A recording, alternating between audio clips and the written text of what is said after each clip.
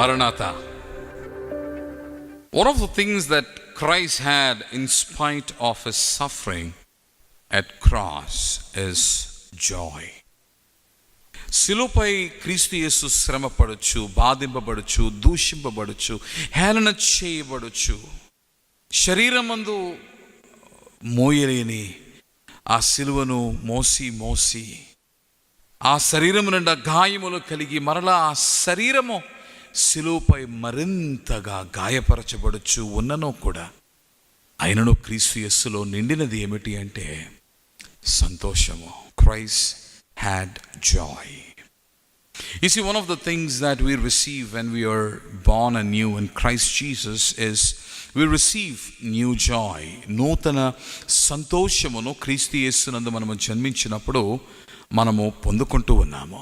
విశ్వాసి అనగా మారు మనస్సు కలిగి ఉన్న విశ్వాసి, నూతనముగా జన్మించిన విశ్వాసి ఇట్టి సంతోషమును కలిగి ఉండగల కారణము క్రీస్తు యేసుని సిలువయే. You know what is detrimental to Christian faith and in fact Christian living? క్రైస్తవ విశ్వాసమునకును క్రైస్తవ విశ్వాస జీవనమునకును తలమానికము ఏది అని మనం ఆలోచన చేస్తే యేసుక్రీస్తు ప్రభువారి యొక్క శిలువ యాగమే, శిలువ త్యాగమే, ఆయన పునరుద్ధానమే.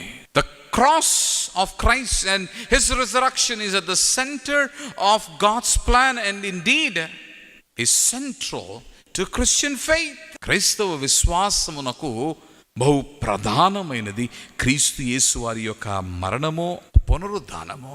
అందుకని క్రీస్తు యేసు అవలంబించిన ఆ వైఖరినే విశ్వాసి సైతము తన నిజ జీవితంలో అవలంబిస్తూ ఉన్నాడు.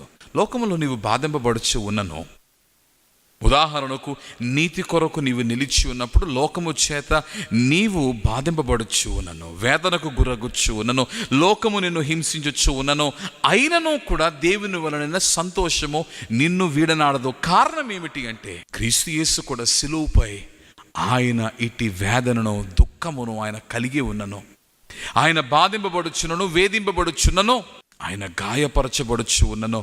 He knew that he is standing for truth.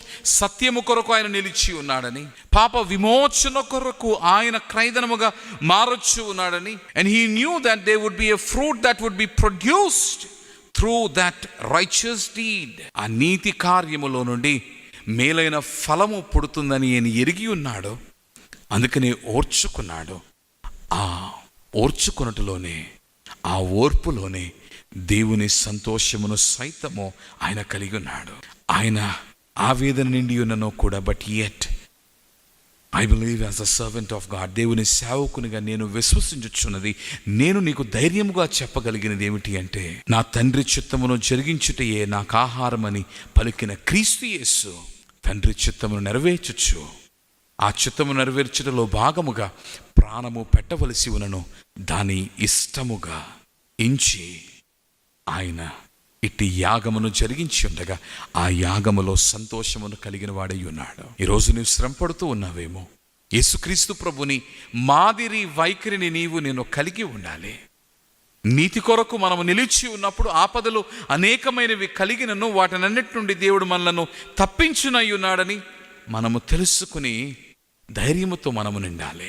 లోకమంతా వ్యతిరేకమైనట్టుగా క్రీస్తు యేసుని శిలువ యాగము యొద్ద మనము చూడగలుగుచున్నాము. కానీ సత్యమేవ జయతి, సత్యమే గెలిచింది, న్యాయము నిలుస్తుంది. అందుకని క్రీస్తు యేసు తిరిగి లేచాడు, శాశ్వతముగా మానవ హృదయములో నిలిచి ఉన్నాడు.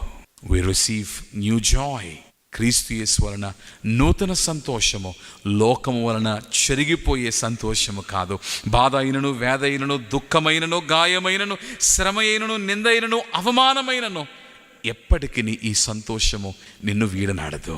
క్రీస్తును కలిగి ఉన్నటలో నిత్యము ఈ సంతోషము మనము కలిగి ఉన్నాము. ప్రభువా, నీ సిలువ యొద్దకు వచ్చి తండ్రి క్రీస్తు యేసుని మాదిరిని వైఖరి మేము కలిగి ఉన్నటకు తండ్రి మాకు సహాయము చేయము.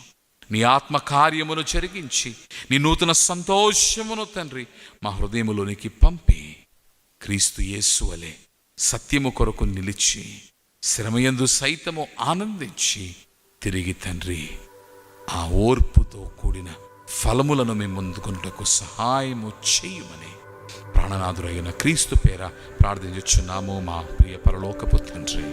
ఆమేన్. మరణాత.